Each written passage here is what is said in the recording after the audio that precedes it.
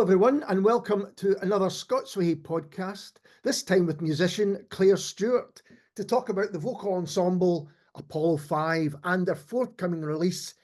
Is it Anam, Clare? Is that how we're saying? It is, yes, Anam. Well, hello, Clare. Thanks for taking Hi time there. about it. So you're the artistic director and one of the founders of APOLLO5. Can you tell us about the ensemble and how it came to be?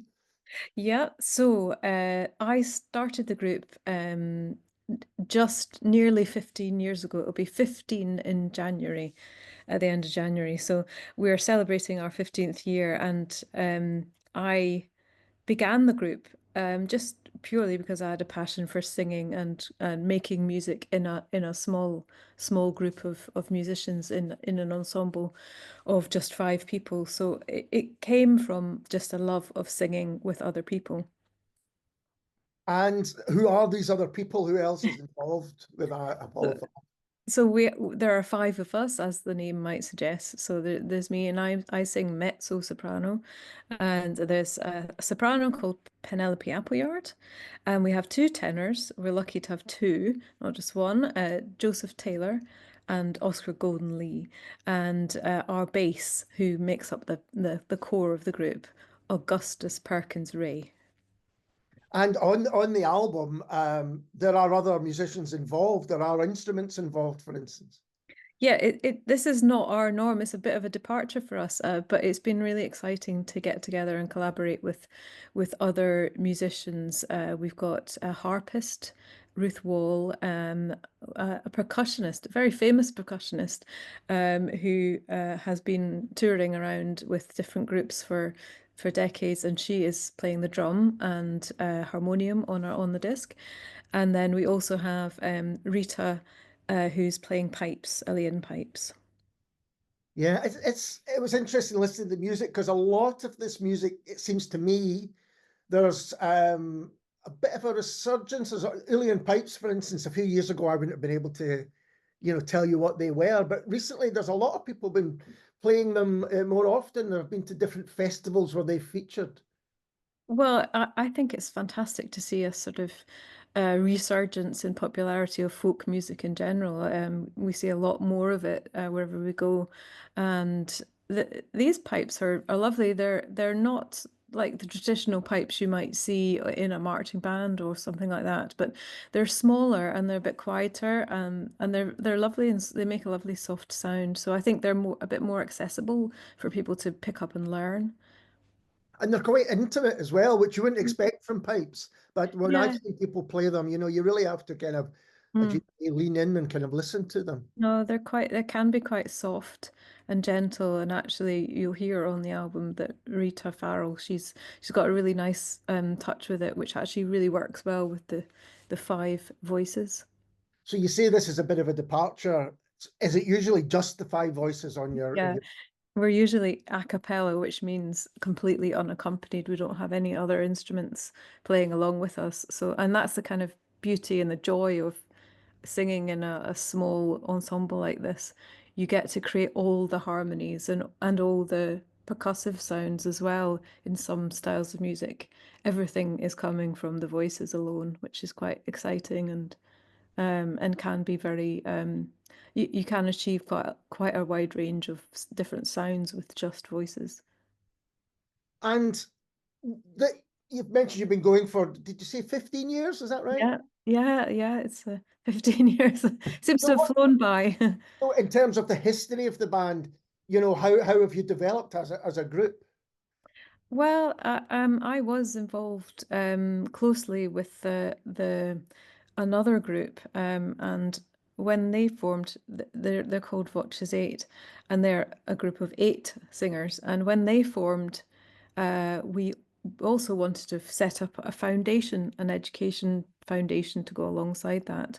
And so I was involved heavily with the setting up of that charity, and establishing the outreach work with that, which is fantastic. But I wasn't singing at the time, and I just got the bug again and and realized that I needed to be singing. So hence the establishment of Apollo 5.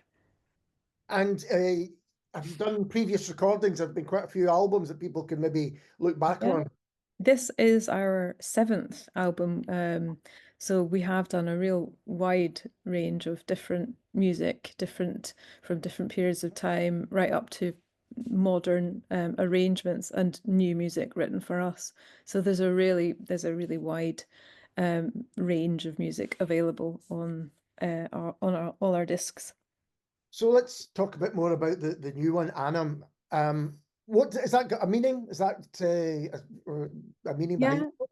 yeah, it's Gaelic, so Scottish and Irish Gaelic for the soul. So it means the soul in Gaelic. And it was just a collection of music that really helps to draw out the emotions and really touch the soul. So, as with most of our albums, there's a huge range of different styles and different genre and periods of music. We like to bring lots of different music together, and the soul, the theme, the soul, seemed to just draw all of this together into a nice sort of musical journey, really. And did you have the theme, as you say, and then choose the music, or was it? Did you realize once you'd chosen the tracks to cover or to work on that this was the theme? Well, it's often quite an organic process, and but in this case, I've been thinking about this for a number of years, and I'd been kind of bringing together music which I felt would really fit with this theme that I'd been thinking about. I think it probably was born during COVID, where we all seem to need something to lift us out of the situation that we were in. So I'd been thinking about that theme for a while, and so when you start thinking about things, you begin to see things around you or hear things that kind of fit chime with that what you're thinking about. So that's how it kind of evolved. It was quite organic, really. And there is something I think quite spiritual about hearing just voices together. Is that, it almost feeds into that theme that you're talking about when Mhm. you hear, I'm not going to say the simplicity, but the kind of purity of having voices together like that. There Mhm. is a spiritual aspect to it, I guess. That's what I feel when I Yeah. listen to music. I've always felt that, and um, I think singing is such a direct way of expressing your emotions. And I mean, even if you're singing in the shower, if there's no one listening, you'll really go for it, and you'll really mean it. So singing is that kind of really direct way of tapping into your emotions and um, creating music without having to pick up an instrument human beings make sound. It is just natural, so it's kind of slight evolution from that. And actually, I think that it's a very direct way to connect with the audience.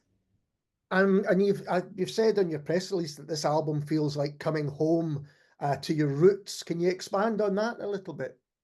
So I think through the course of my career with Apollo 5, you go out into the world and you explore and you find new things to, you know, take up your uh, attention, and you explore. But I think with a lot of people, there's a sort of circular nature to life. You come back to your roots, you come back to what you know and what feels familiar. And I think I've always been wanting to do this kind of album, which draws a lot on Scottish folk music and Irish folk music, because that's my roots. That's where I come from. I'm from Ayrshire, and I grew up reciting Robert Burns poetry, playing fiddle music, singing Burns songs. So it really is kind of, it's coming full circle right back to the music that I grew up with. So yeah, it does feel kind of personally significant for me, this album. And the launch of the album is, if I'm right, the day before Burns Night. Is that? It is. We tried to get the launch as close to Burns Night as we could, and yeah, there's a lovely new arrangement of the old tune for Old Lang Syne, which I think has become a bit forgotten, Yeah. uh, but it really is a very beautiful melody, and it's been arranged for us in a really sweet new arrangement. So it's a fitting way to mark Burns Night, I think. And what other traditions do you touch on? You mentioned folk music, but are there others as well? We've got so there's quite a strong link to Irish music as well here. Um, Over the years, we've been lucky to collaborate with composers and other musicians and performers. And one particular composer is Michael McGlynn, and he's a prolific and successful composer. And he runs a group called Anuna, who have been touring the world for decades, taking Irish culture, but also contemporary Irish music out into the world. And they're met with much acclaim, and he writes in such a beautiful way, as if um, as if creating a landscape with sound. And I think you can hear that in his writing for us particularly. He writes really beautifully well for voices, but manages to kind of paint a picture using the sound of our voices. So we're singing one of his new pieces that he wrote for us in ancient Irish. So, but we had nothing to draw on, so we have done our best approximation at ancient Irish pronunciation. How do you even begin to approach that? Is there Well, experts who can help?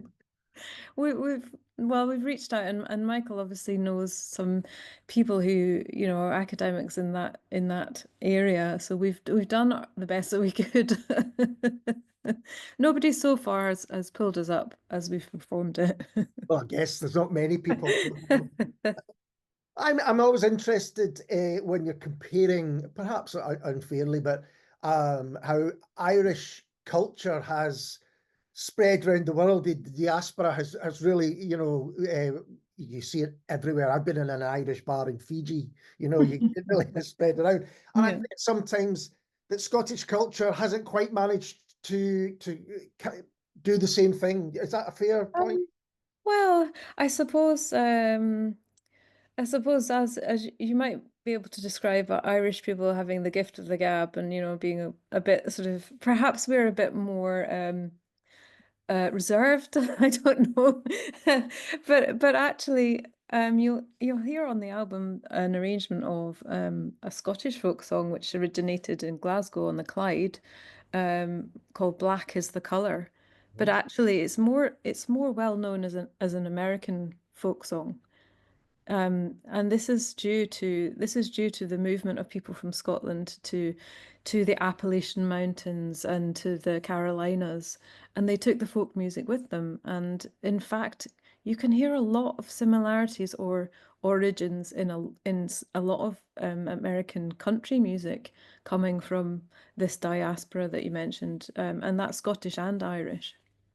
I saw a piece by the National Theatre of Scotland was it last year? I think it was, which was all about that, about how songs came to Scotland from Scandinavia, and then there was that similar movement over to Northern America and Canada in particular, and it's really so.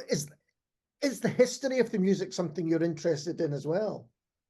Well, yes, I am, but I think I'm more interested in the idea that we pass down our folk traditions by word of mouth. So I think it's important for me to create a recording of pieces that we've made arrangements of or had new things written for. I think it's important for us to record it so that people can, hear a new set of people can hear the melodies and the language of the poetry that you learn in school, by ear, Yeah. and you pass on. It's that kind of oral tradition which I think is interesting.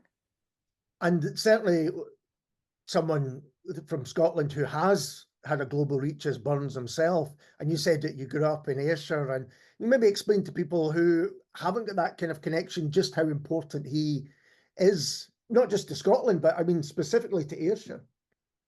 Well, there are a number of figures in folk history and folk music history who are key, in that they go around and they gather up the melodies, the work songs, And a lot of our folk music comes from work music, Right. work to give us rhythm when we're doing a particular type of task, or we're rowing or those kind of things. And there have been key people, and Robert Burns was one of them, who went around and gathered up this oral tradition. And if people like that hadn't done it, Vaughan Williams and Holst, I think, did a lot of that as well in England with English folk music.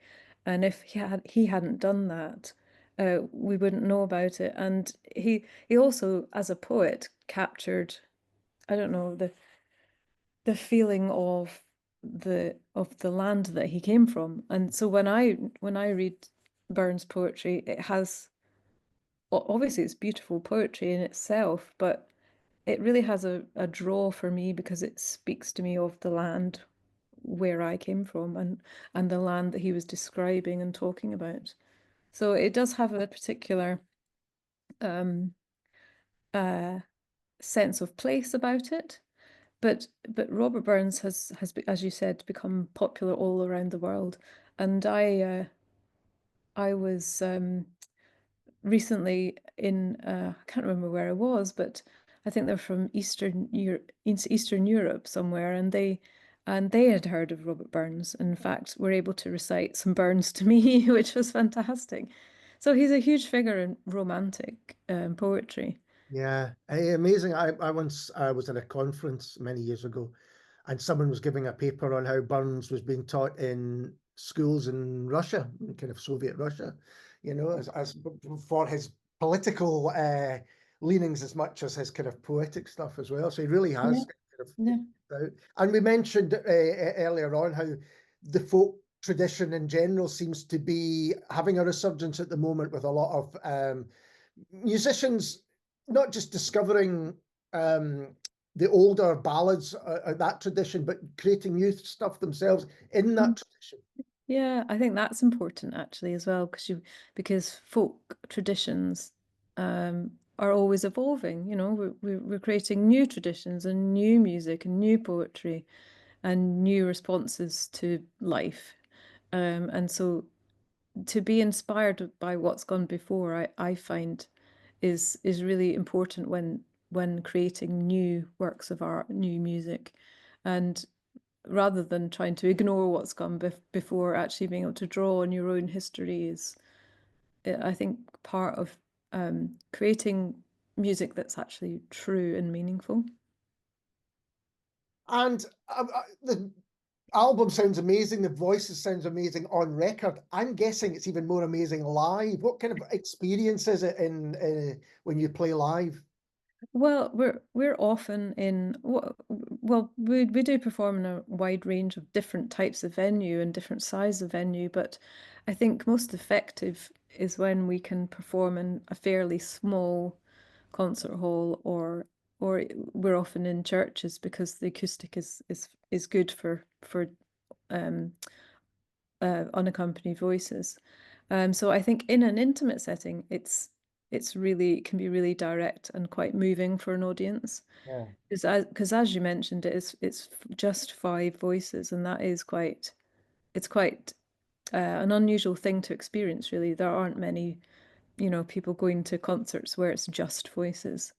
Yeah, I think it can be quite a primal thing almost, when you're hit with voices in the way that you're harmonizing. And Mhm. so when you first started, how difficult was it? I mean, what's your musical background, first of all? How did you come to do what Mhm. you I was very lucky to be in a place, Ayrshire, when I was growing up, and I think it still is now.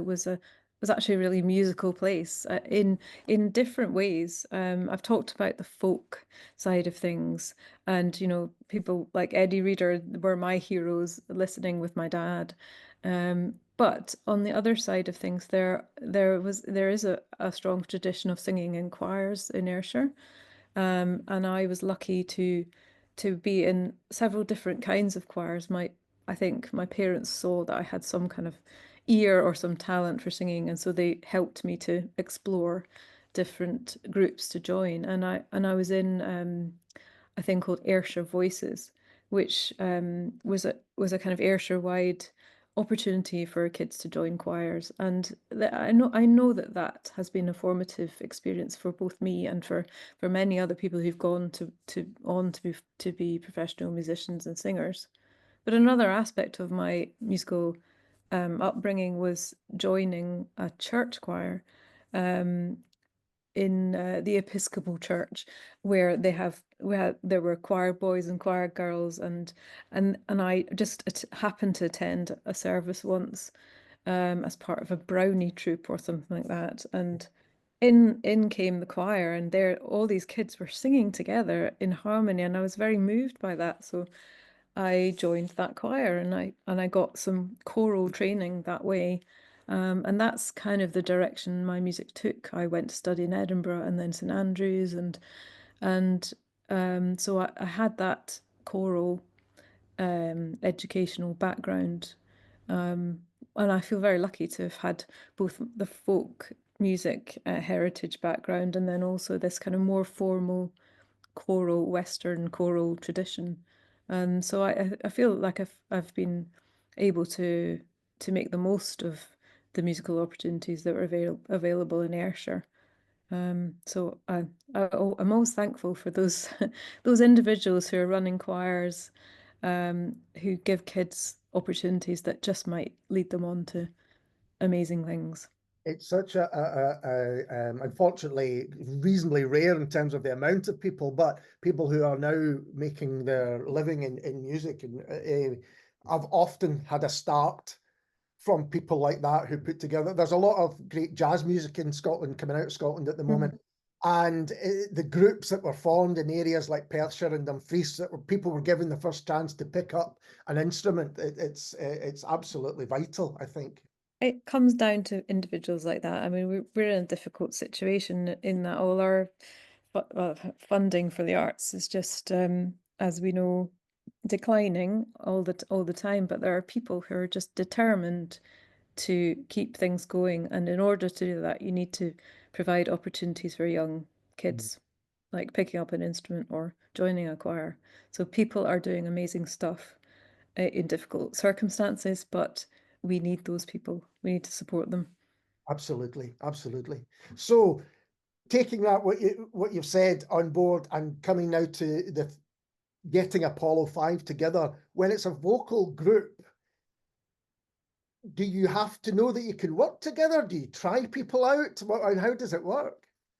Yeah, so whilst the group began in a quite uh,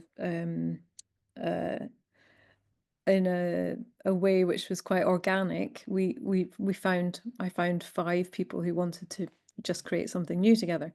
Since then, it's become a professional group, and we've sort of subsequently had to just do auditions and things like that.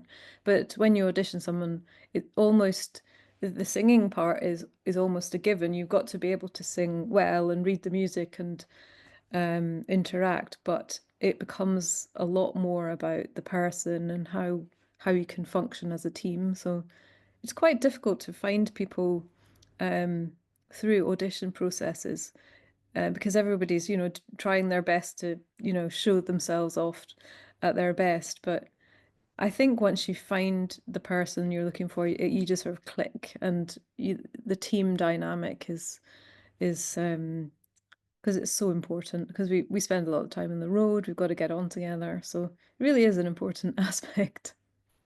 And when it comes to choosing the music that you're going to do on an album, is that a group decision? It's quite, again, it's quite a collaborative process. I tend to come up with the themes and the shape of the program, and I suggest a lot of the repertoire that we do, but it is collaborative in that people bring things that they love or they think would work well for the group, or actually some of us write arrangements, so would start and work on arrangement together. So yeah, it's quite a collaborative thing. I think it has to be because we all have to take ownership of it. On this album, have you got favorite tracks, or is that Mm. difficult to say? It's difficult to say because they're so varied, but I'm really loving it's a new song written by Tina Lyle. And she's written This is the she's written percussionist you were talking about, isn't yeah, she's written a piece called The Eternal Rose, and it has an Irish name as well, but I can't pronounce that. But she wrote it as a like in the tradition of a wake song.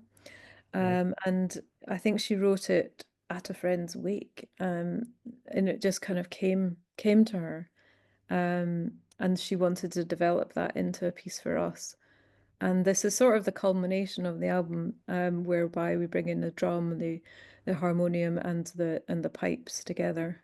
It feels like something ancient, but it's brand new. That's a really great way of describing, I think, for me, the album as a whole, because this does seem like music from another time in some way. That's certainly been going on for a long time, the tradition of it, but it does feel very contemporary as well. I think that's a key theme for Apollo 5 as a group. We love to combine the ancient and new in new ways and present them to audiences. Um, and and the response from audiences is, well, this feels completely natural. The flow of the program, we start with a brand new contemporary piece and we go straight back to the 16th century and then on to something romantic. But it doesn't feel jarring because it's the programming is and the theme draw it all together. So is that a challenge then when you're sorting out the track listing for the album? Because there's 17 tracks on this album, is that right? Yeah, there are 17. And actually, no, I find so I love this part of the process, the programming side of things. And it seems to me to just come together quite naturally. Right. Um, and I don't know, there's no process, there's no specific system or process that I go through, but it just somehow. I think when I'm choosing music, I'll find a piece that I like and then think, well, what could pair with this, or is there some way that we could respond to this piece with a new piece? And so this is where commissions for new pieces are born. Sometimes I'll say, look, I've got this piece, and I'd love for you to respond to it in some way. And I think when you think about things that way, it does tend to kind of come together and flow nicely throughout the album. That's really interesting to hear because I've spoken to many musicians who really agonize over, the way that their albums are going to kind of be put together. But that's interesting to hear that it's almost instinctive for you. I think so. For me, it is. I try not to think too hard about it. I think if you try to zoom out, Yeah. uh, you won't get bogged down in the detail. You kind of think about it as an overarching shape. And I think for a listener, I know for me when I'm listening, and I hope people do still listen to albums from top to bottom because such great consideration does go into the order and the flow between each piece and the next. It is a kind of whole in my mind. Um, yeah, and I enjoy the process.